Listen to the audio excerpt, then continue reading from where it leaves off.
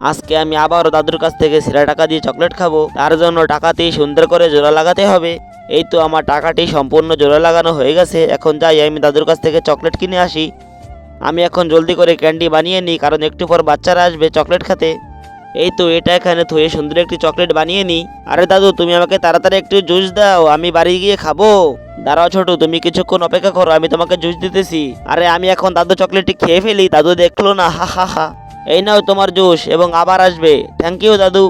আমি এখন এই বোতল থেকে জুস বের করে ফেলবো এবং আমি সেটা খেয়ে ফেলবো। তারপর আমি বোতলের ভিতর পানি ভরে তার ভিতর ট্যাং গলিয়ে সেই বোতলটি নিয়ে আমি দাদুকে দেবো এবং আমার টাকা ফেরত নিয়ে আসবো। আমার অনেক লাভ হবে। এখন আমি মজা করে জুসটা খাই। এখন আমি আমার প্ল্যান মতো কাজ করে ফেলি। এই পানির ভেতরে চকলেটে দিলে পুরো পানি হলুদ হয়ে যাবে, দেখে মনে হবে জুস। এই তো আমার কাজ এবার সম্পূর্ণ হয়ে গেছে। এবার দাদু বুঝতে পারবে না যে এটা নকল পানি। আমি এবার জলদি করে এটা বোতলে ভরে ফেলি। যাই এবার দাদুকে বোকা বানিয়ে আসি। কিন্তু বন্ধুরা, সেটি দেখার আগে তোমরা যদি এই ছবিটিকে ভালোবেসে থাকো তাহলে ভিডিওটিতে লাইক দিয়ে চ্যানেলটি সাবস্ক্রাইব করে যাও। আর তুমি যদি এসব না করো তাহলে আমি বুঝে নেব তুমি এই ছবিটিকে ভালোবাসো না।